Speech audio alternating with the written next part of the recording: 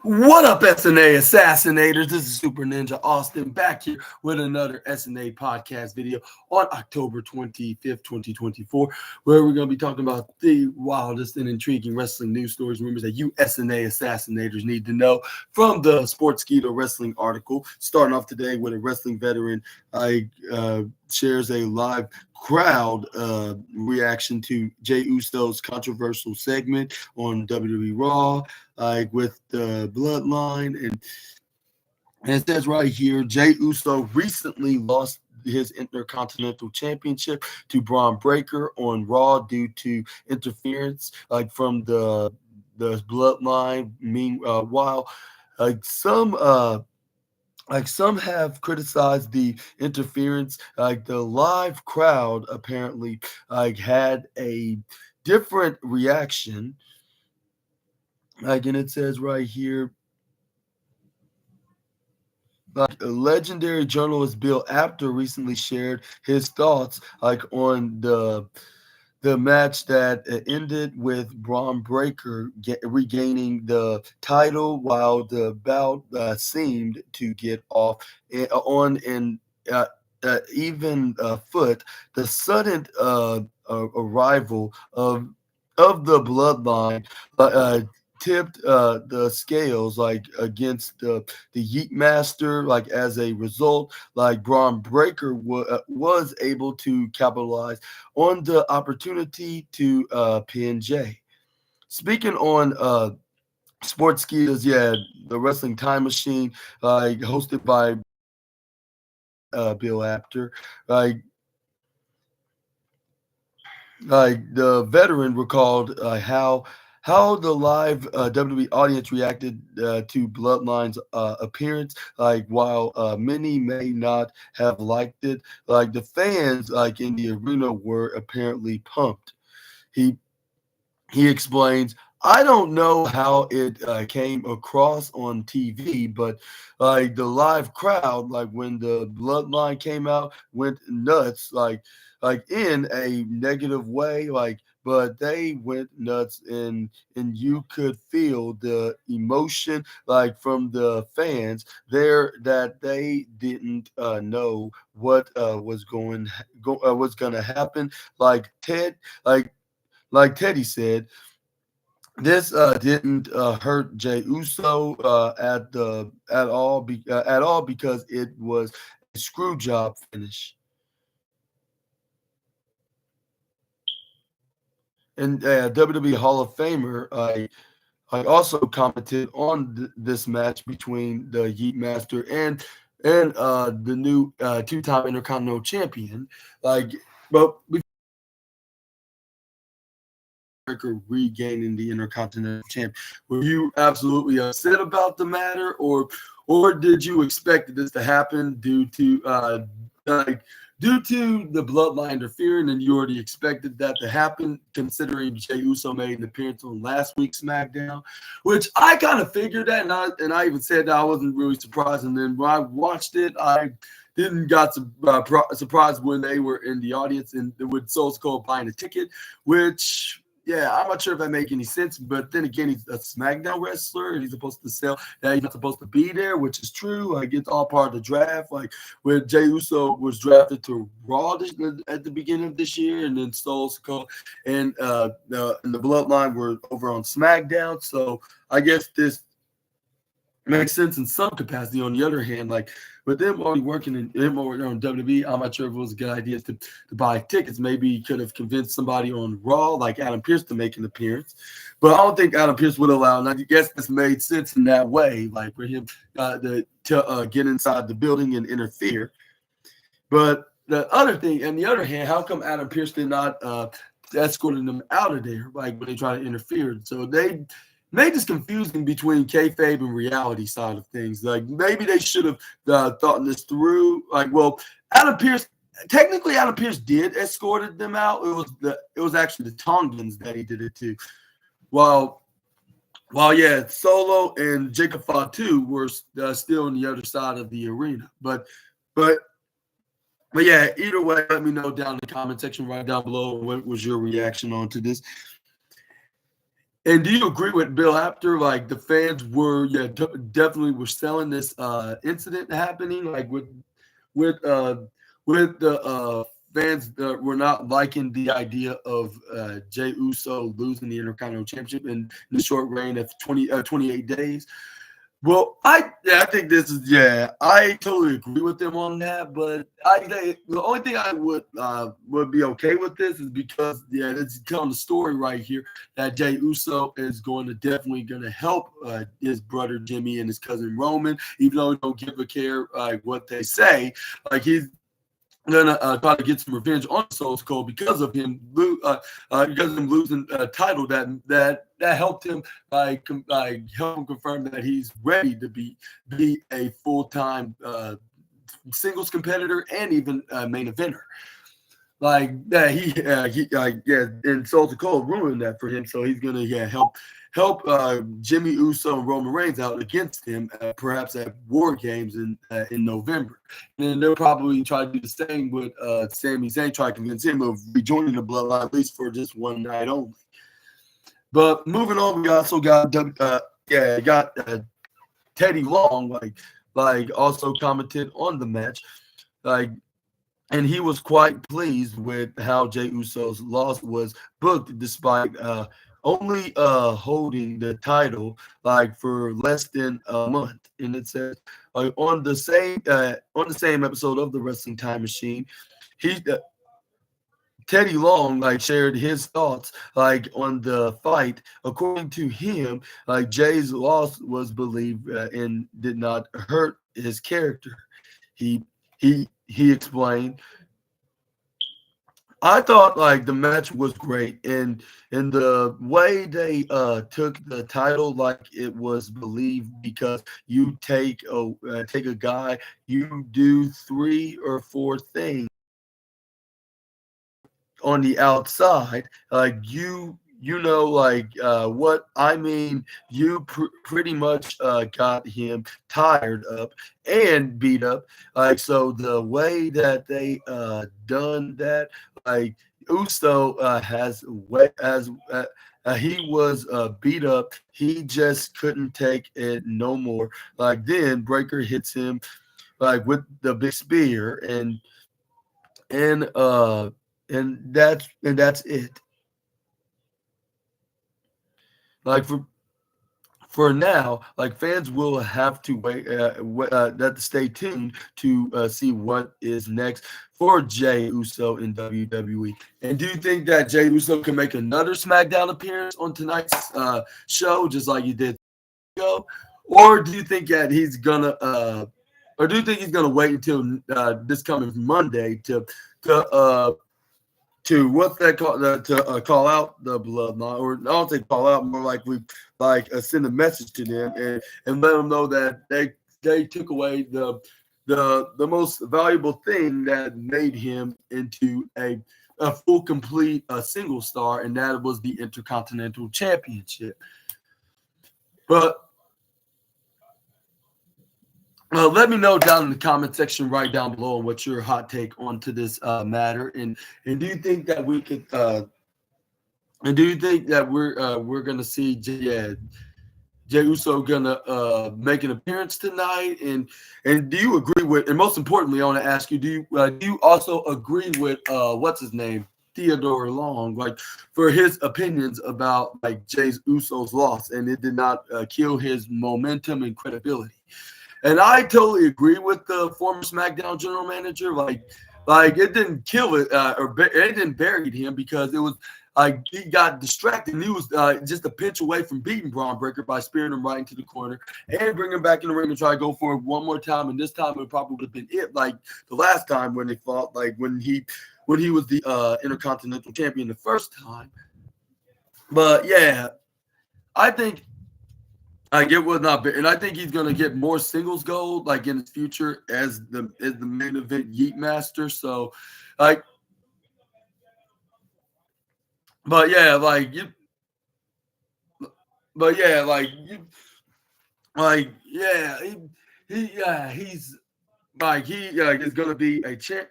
He's gonna be a champion again. But now I think he's just gonna try to seek some revenge and then go back where he finished what he just started, just like how Damian Priest did it. When he took care of his Finn Balor problem, when they stabbed him right in the back and cost him his world heavyweight championship. Now he's going back to Gunther and trying to get a number contender match, which I believe he's gonna be facing Dominic Mysterio, because they did say he's gonna. Because Dirty Dominic's going to be facing a former world champion in a number one contenders match, which I assume that is Priest. Who else could it possibly be other than CM Punk? But moving forward, we're going to but yeah, I want to wish the very best of luck on the main event, Jey Uso, onto winning some singles. Which championship he's going to win next, when he wins some singles gold again.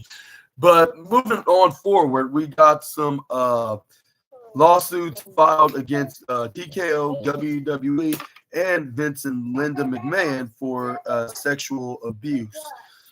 WWE and TKO Group Holdings have been sued. I've sued Vince McMahon, has been gone from the companies for almost 9 months. While Linda McMahon left just over 15 years ago. But the former WWE bosses were also named in the lawsuit filed on behalf of several sexual abuse survivors. And Netflix hits the docuseries of Mr. McMahon touched on multiple WWE scandals, including the so-called underage ring of 1992, Pat Patterson, Phillips, and Terry Garvin, were accused of sexual misconduct with underage ring crew employees. Tom Cole accused Pat Patterson of abuse when he was only 14 years old. All three resigned, but Pat was rehired that year with Cole's approval, after Murphy Hodgson reskinned allegations of witnessing abuse. Patterson maintained innocence, while Garvin and Phillips never returned.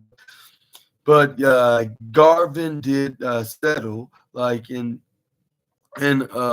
Cole planned to sue, but was rehired with a $55,000 settlement. Then fired a year later, for violating their terms, but by not attending all school classes. He later sued, but it was dismissed. Patterson passed away in 2020, but remains a legend in WWE despite recent allegations by a Hall of Famer. Garvin died in 1998. Phillips passed away in 2012, and Cole passed away in 2021. It's believed Hodgson still lives in Michigan. The cello Levitt,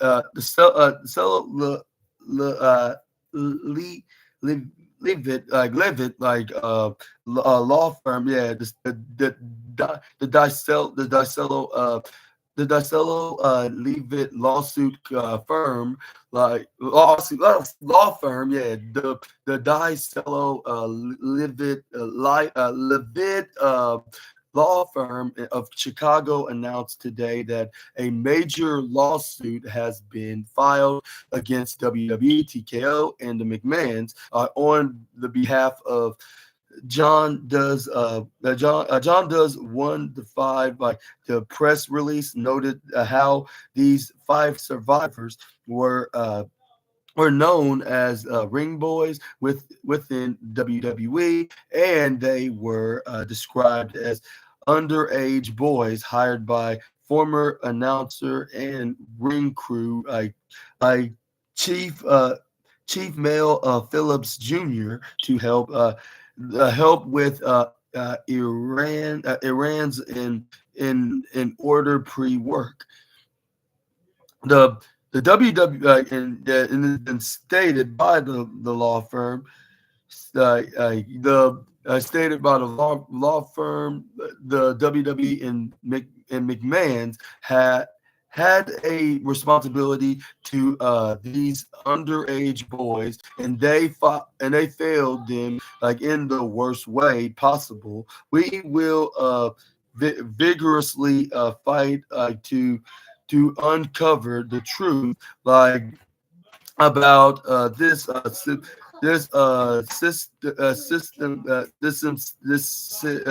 systemic like insidious life altering abuse. We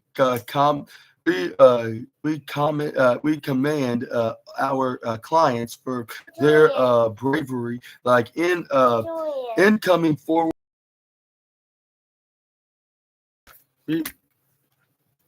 uh, relentlessly seek justice for them. Like, oh yes, Birdie Bird. Yeah. I'm hungry and thirsty. 1 second, I'll get you something. But yeah, let me know in the comment section right down below on your thoughts onto this, and what are your thoughts like about like this lawsuit like that, like from this client that's suing WWE, and this client of the law firm that's in Chicago, which is called Dicello Levitt. Yeah, Levitt. I hope I pronounced that correctly. And yeah, and do you think that this what they call do you think that this individual that's filing a lawsuit against the company and the McMahons are going to win this, like for sexual abuse like to these underage ring boys, like with only one of them still alive, like located in where they said that this guy that's like older now, like in his like 40s now, like is living in Michigan, the state of Michigan, and this I think this is the guy that's yeah. But yeah, let me know down in the comment section right down below, and let's move on to the next slide. We got a major Roman Reigns rival set to join the Bloodline saga on WWE Raw. And it says right here that Roman Reigns has seemingly realized that he and Jimmy Uso are not the ones anymore. Like, this means it may be time to reform like a group that once wanted nothing to do with each other. And that person may be none other than their former ally of the Bloodline.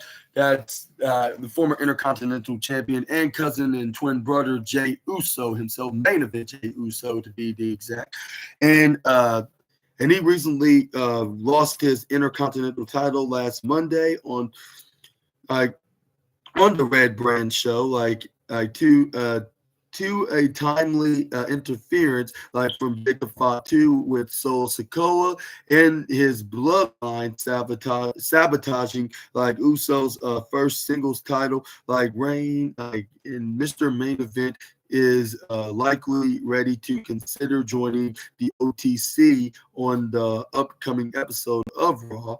Sami Zayn is reportedly next as well. And it says right here in Sportskeeda Wrestling's Dr. Chris Featherstone shared the news on X, noting that that the un- that the underdog from the underground would be featured on the October 28th episode of Monday Night Raw as the build to Survivor Series War Games continues. Further mentioned that undisputed WWE champion Cody Rhodes is also likely to join the fray. And he tweeted, "Major Sami Zayn WWE Survivor Series update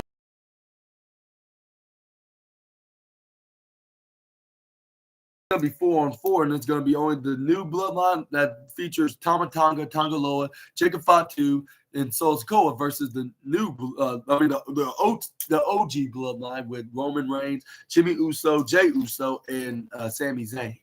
Which I'll say, if it's going to be 5-on-5, I would believe Cody would be on, and then we could see the debut of Hakaleo. I mean, it could be Kevin Owens, but I think he's going to be fighting Randy Orton on that night of Survivor Series. So I think that's out of the question. So I'll say,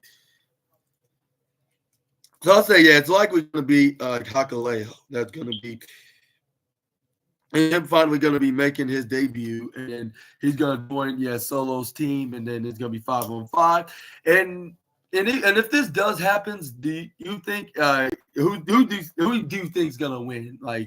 Exactly, who's exactly going to pick up the victory, and who's going to pin who to win this? Let me know in the comments. It's very difficult to think who could win this and predicting before the pay-per-view comes to the pass, in November, of course. But moving on, we got Vince McMahon ignored two WWE stars due to height. Due to height and ex-rider, due to height, according to an ex-rider of the company. That's what I meant to say. Yeah, with Vince McMahon ignored two new WWE stars due to height, according to an ex-rider of the company. And Vince McMahon was WWE's creative figurehead for 40 years, between 1990 and 1982. Wow, that's a long time. To 2022. Vince Russo, WWE former head writer in late 1990s, recently addressed why Vince McMahon didn't sign the Motor City Machine Guns individually. Alex Shelley and Chris Sabin made their names on one of the world's biggest tag teams in TNA between 2007 to 2012.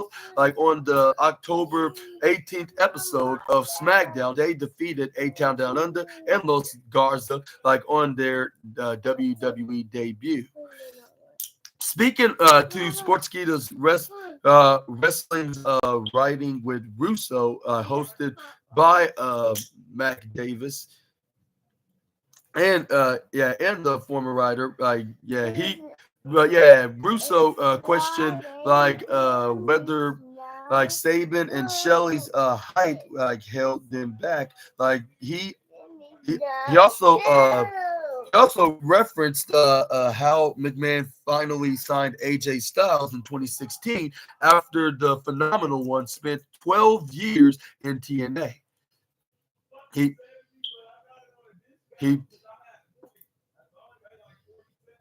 mentioned what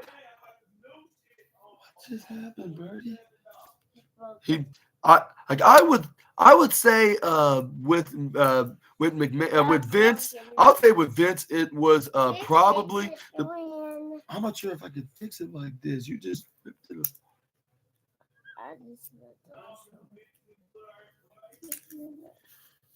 But anyways, the Assassinators. He said, I would say with Vince, it was probably their size. Like absolutely, yeah, bro. Look, no, I don't think the screwdriver is gonna work. Like you're gonna have to find some kind of I don't know glue or tape for that. But we're gonna fix that in just a moment. But anyways, look at how. Okay. Good idea. Look at how long it took Vince. I have to find some. Just give me 5 minutes, and I'll try to get some. Like Vince to hire AJ Styles, and as great as these guys are, they're not AJ. Look how long it took Vince to give AJ Styles a job. Bye guys. I see you soon. Let's go. And what are your thoughts on Vince Russo's theory on why? Okay, Birdie Bird. Yeah, you too, Birdie. But anyways, what are your thoughts on Vince Russo? What are your thoughts on Vince Russo theory on? Okay. Nothing, guys. But anyways, well, yeah. Anyway, what are your thoughts? What is your opinions on Vince Russo's theory on why the Motor City Machine Guns did not got signed in WWE in the first place? And do you think it was their size, the reason why that Vince McMahon did not see him as potential stars in his own company? Let me know down in the comment section right down below. But yeah, obviously things have been changed for over the past 2 years, unless you've been hiding under a rock from since then. Like with Triple H taking over the head of the creative department and also the talent relations as well. Like, which that means that he's the one in charge of of the final decisions of who he hires in the company in WWE and who is he going to let go and release and future endeavor in the company. But and also who's going to get the opportunities of getting some TV time and going after which championships and whatnot, and how the show's going to be looking like when it comes into storyline wise. But yeah, let me know down in the comment section right down below onto that. And moving on, we got Vince Russo highlights a big problem with WWE tag teams. And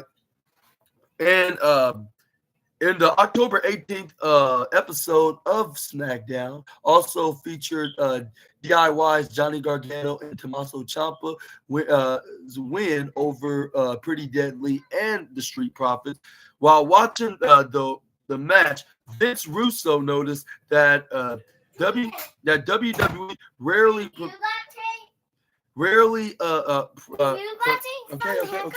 Okay, chill out. I think I do, but you need to learn some patience.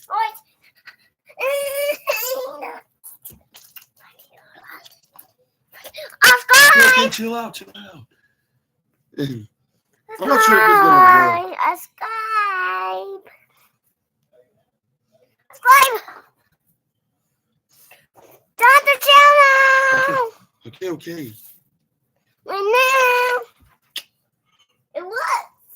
Yeah, it's gonna work, but yes, it works. But be careful next time and not get it. Put the subscribe. Is that my voice?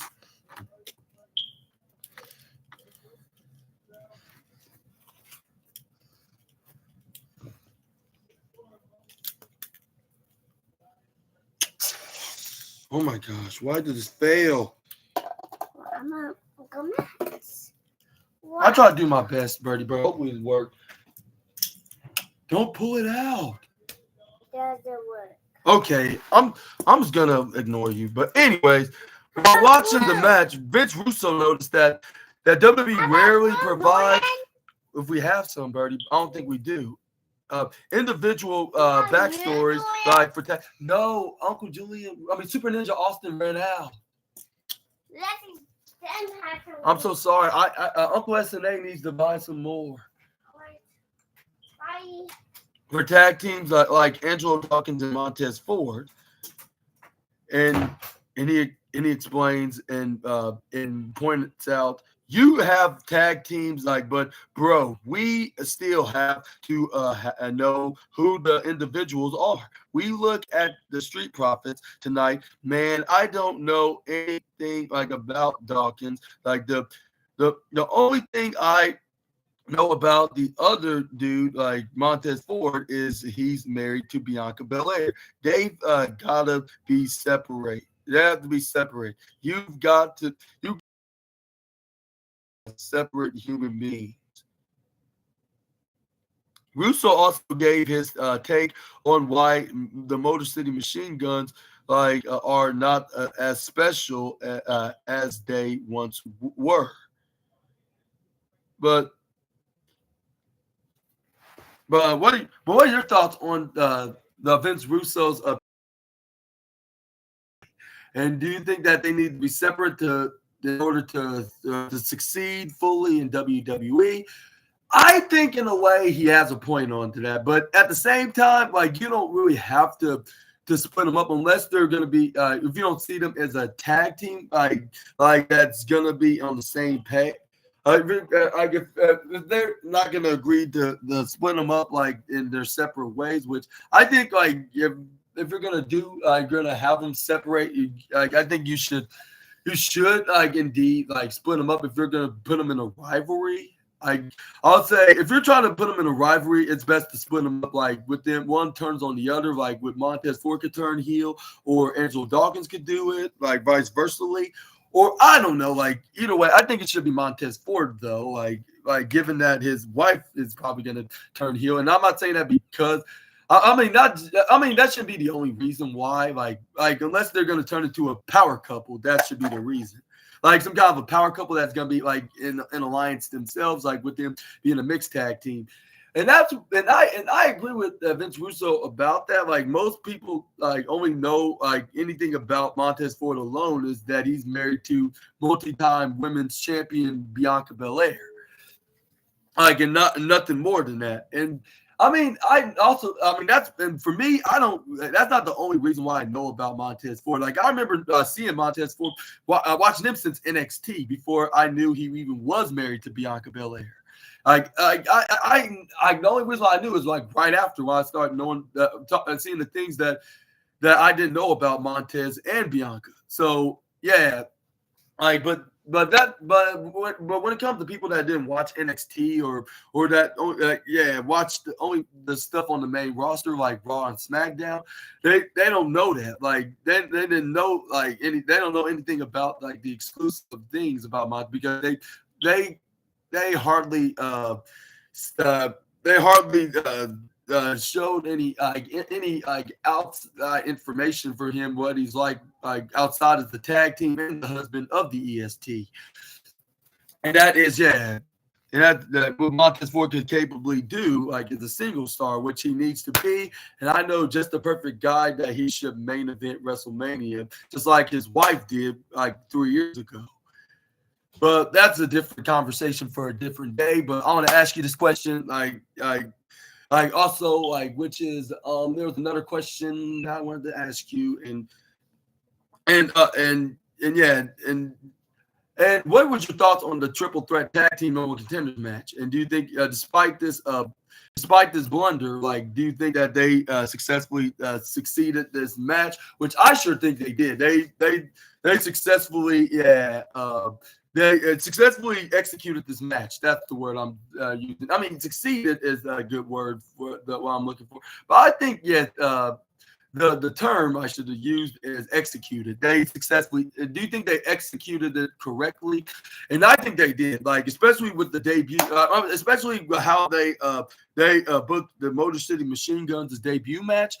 Even though, like, I did not like the presentation, like with them just showing it right onto the Titantron screen, and just having their debuts just be right backstage, like making their appearance debut right backstage on the what's that called? Like backstage with Nick Aldis. Like they should have just waited until like they got into the ring and then had that more of a surprise. Like for those that are unaware, like they could have been very shocked and surprised, have a little fun and a surprising treat, I guess you could say, like on this event. But it turned out it is what it is, and I'm not gonna complain about it. Like, and I didn't really get that much. I only just said like I only thought that was the bad thing about like SmackDown. But other than that, they did a super tremendous job. But speaking of the new addition of the WWE Tag Team roster, like they are no longer special, according to Vince Russo.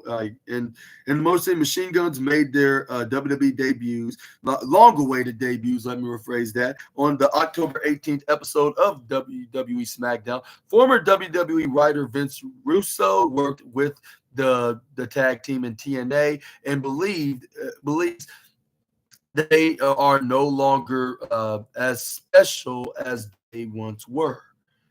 Like Alex Shelley and Chris Sabin defeated A-Town Down Under and Los Garza to advance to the WWE Tag Team Championship #1 contender. But what are your thoughts on Vince Russo's opinions onto this? What are your thoughts on Vince Russo's opinion onto the Motor City Machine Guns, like on how that they did not have a very huge reaction, like they weren't introduced as a huge reaction, and let me know down in the comment section right down below what's your opinion like on that, which I think maybe it's for the best now thinking about it. And maybe maybe it was a good idea that WWE didn't try to surprise everybody by not mentioning them by name until they make their entrance debut. But now thinking about it now, like even though like it was for a totally different reason why they did what they did, and it's because it was kind of predictable, like with everybody speculating, and it's and if since everybody's gonna know, like you might as well just have them appear in Nick Aldis's office on the show, and that's exactly what they did, and they ended up winning against A-Town Down Under and Los Garza. They're going to be facing DIY tonight for the #1 contender. Who's going to face the Bloodlines, Tama Tonga and Tongaloa. And who do you think is going to win this #1 contenders match to advance to be the next #1 contenders for those tag belts? Let me know in the comment section right down below. And then Johnny Gargano said on the interview on backstage at SmackDown Lowdown, which is shocking for me to remember this. Remember Johnny Gargano saying this, and that was saying like he wrestled with these guys like in their independent days, like when they were just getting started in the wrestling business, and that's very shocking, like to hear that, because Motor City Machine Guns were very popular for over 20 years, like ever since TNA very first came out, and then they even wrestled outside of TNA in independent wrestling company, which they likely would have ran into Johnny Gargano at that time, whenever that was. But let me know about this in the comments. And what a small world in professional wrestling. I would thought it would be large, but like if you start wrestling everywhere, you're gonna eventually know everybody. Yeah, like in the business, of course. But moving forward, we got some Rey Mysterio news. We're gonna likely gonna end today with Master of the 619 may not consider working an iconic match. WWE star says. And having been inducted into the WWE Hall of Fame in 2023, there is not much else left for Rey Mysterio to do. Mysterio is currently 49 years old and is admittedly ready to ride off into the sunset. Perhaps it is a matter of time finding the right match to go out on. Like, despite having faced his son repeatedly in the last 2 years, Dirty Dom is still feels like an appropriate final opponent for the Hall of Famer. However, the 27-year-old is not sure if his father will agree to it. And speaking on the Inside Podcast with Chris Van Vliet, Dominic Mysterio claimed that he uh, wants a luchador legend to be gone from for good, be gone from WWE for good when asked about a potential hair versus mask match as the finale for the master of the 619's illustrious career. Dirty Dom explains, I just want him gone. Before respond. Yeah, it was one of them gone before responding to potential working the legendary match type with his father, and he continued, nah, like he would never. Plus, like my hair is too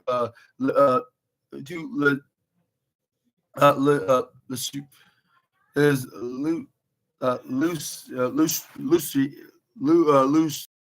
lustrous, lustrous. It's lustrous. Yeah, like it's too lustrous. Like what's it? Lustrous. Like I'm sure. Like it would be interesting. I don't know if that's something he would consider. The Judgment Day member reminded Van Vliet that he had beaten his father twice already. Then went on to claim that the Hall of Famer needed outside help each time the latter got a win over him. And what are your thoughts onto this? And do you think Dirty Dominic Mysterio is going to be his, and I quote, deadbeat dad, is going to be his last opponent ever in his retirement match? And when do you think his Rey Mysterio's retirement match is going to take place at a WrestleMania, SummerSlam, perhaps? Or maybe even a specific date where he made his WWE debut, or even his overall wrestling career at, to end his career in WWE? Let me know down in the comment section right down below. Yeah, just get, and I don't know when he specifically made his debut in WWE, nor his overall wrestling career debut. I'm trying to think right now, when I can't recall. I totally forgot. I remember hearing his WWE debut, but I never heard of his wrestling debut overall. And if I did, it was probably from the Hall of Fame, WWE Hall of Fame, in the Hall of Fame ceremony a year ago when Rey Mysterio was inducted by his mentor Conan. Yeah, and again, I just can't remember. I just can't recall when of those debuts took place and what a specific date it was. I know what year it was. It was around when John Cena and Randy Orton got into WWE, and also the likes of Batista, Brock Lesnar, Shelton Benjamin, back in 02, 01. I think it was 02, 2002. Because that was when it was the ruthless aggression era, when it got started at that time. But when the Attitude Era was ended, and then when they bought out WCW, their original competition before TNA existed, which it was the funny thing about that, TNA debuted in 2002, and also as well as Ring of Honor. That's because of WCW got bought out by WWE, and then Jeff Jarrett thought that he could help start a new promotion since WCW was out of business, and then we had to find a new competition, which that was TNA was there for, and then also we had Ring of Honor, but that was third place competition, which that's now owned by Tony Khan. But yeah, but again. Excuse me, but let me know when do you think his most importantly getting to the point of this report on the news video, and that is Rey Mysterio, when do you think he's gonna make his retirement? Who should retire Rey and into his final match? But moving forward, we got in the same interview with Dirty Dominic Mysterio, open to completing a trilogy like at WrestleMania 41. Chris Van Vliet noted how the Mysterio family lives in Las Vegas, and WrestleMania 41 is happening to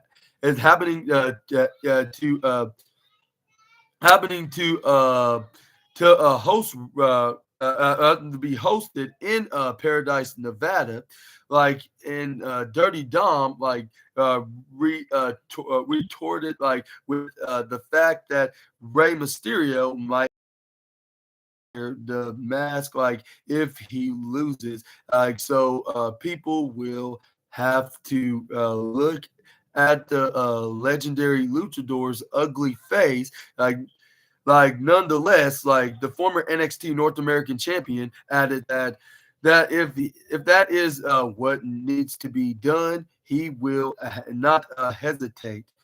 And and he stated, "I hate for him to have to show his ugly face." His words, not mine. I don't think it's ugly.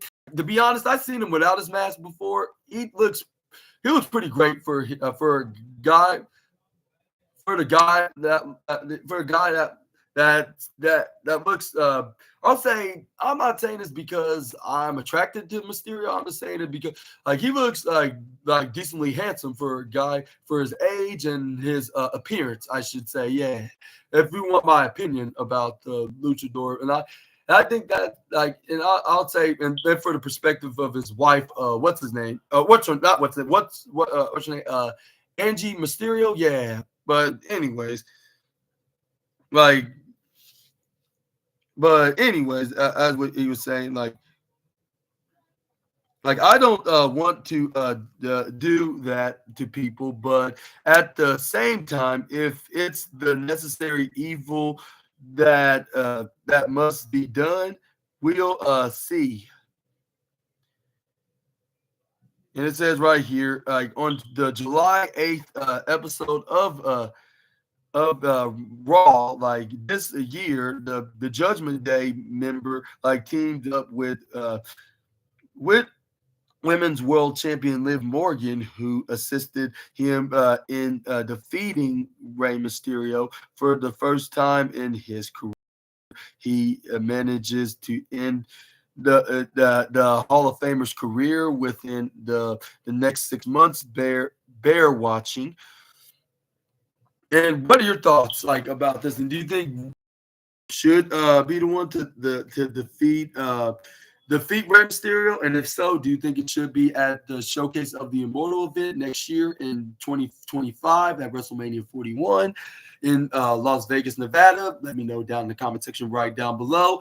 Maybe this could be a perfect place to take place because they main evented. Not main event. I'm talking about they did their first match in their home state of California. So why not do it in their current residence in Nevada, in the state of Nevada? Let me rephrase that. So yeah. It would probably make storyline sense to have a trilogy WrestleMania match, maybe at the event, like whatsoever. But yeah, I'm gonna let you guys decide who should win this match if that happens. Like, and do you think that Dirty Dominic has the right time to do so by being the one to retire his, and I quote, like his words, not mine, deadbeat dad, And yeah, I guess that'll be it for today's wrestling news video for you all, SNA Assassinators. And which one was your favorite out of this list? Like, and if I had to pick one, I would say I have to pick I'll say the one with Jey Uso, like about him not being buried, like with the bloodline interference in this match, and him potentially could join Roman Reigns and Jimmy Uso, which I cannot hardly wait to see that. And some say, and yeah, like Teddy Long, like thinks that what's Teddy? Oh, no, it was the other guy from Sportskeeda. It was Dr. Chris Featherstone. Yeah, like he thinks that Cody Rhodes could be at it. Like given that the rumors that's been reported, it's going to be a 5-on-5 War Games match. And do you think it will be 5-on-5 or 4-on-4? I'd say if they don't do anything like a tease, like anytime after crown jewel, like that there's going to be a fifth member, like of some sort, then I think it's gonna be 4-on-4. Like, but I think we could see the debut of Hakaleo. Like, that's been rumored that's supposed to be joining the new bloodline. But also, there's been reports that he was going to be moved to NXT due to him have them learn more about how to compete in WWE style in wrestling, I guess you could say, which I'm not sure if that's going to be the case now. Like, if he's going to be improving and he's going to be like already graduating, like from being on the developmental side of things, which he haven't even competed on an NXT match. Like, I'm not sure if you ever will, unless if the Bloodline have some or doing some kind of an angle with somebody on NXT, which that would have to be somebody like in the Bloodline, another Bloodline member, a family member that could be being on the black and yellow and silver brand. But yeah, like, we're just gonna have to wait and see about that. But I hope y'all enjoyed today's video, and if so, please make sure to hit the big thumbs up button and consider hit the subscribe and the post notification bell for more SNA content. And make sure to check out my Friday Night SmackDown review video and the AEW Rampage review video, where we're gonna explore like what exactly just happened and recap it and give SNA his opinions on what he thought about SmackDown and Rampage as well, which we will be seeing the likes of DIY taking on the Motor City Machine Guns in the tournament finals to see who's going to face the Bloodline for the WWE Tag Team Champions, while we will be seeing Carmelo Hayes in action against Andrade for the in their seventh match of their rivalry, I guess you could say, in the 7 best of the series, I guess you could say. And who do you think is going to win with the special guest referee, the megastar and current United States champion, L.A. Knight, is going to be calling the action? And I told you guys this before, and I'm going to say this one more time. And I think it's going to be the megastar, or hits a signature and his finisher, the nothing but net, to get the win. I think that's what's going to happen. Like, I think it's going to be like nothing but net. It's going to be like similar to when Seth Rollins was the special when he was calling the action against Drew McIntyre and CM Punk at SummerSlam back in August. Like, with CM Punk let his jealousy get the better of him, I guess you could say, with him with Seth Rollins have the bracelet around his arm, but the reason why he put it on his arm because he want to make sure that Drew McIntyre's not going to steal it, which CM Punk should have worried about after the match, demanded him to give it back to him because that's his property. But yeah, again, this is all for today, folks, and I hope you enjoyed today's wrestling news video, and I hope y'all are having a fun and blessed Friday afternoon at this time. And I'll see you all in the next video with some more SNA content. Until we meet again, Super Ninja Austin is out of here for now. But I'll see you guys on the next video, like with some more intriguing wrestling, other wrestling topics, I guess you could say, and less than hours away. And I'll see you soon.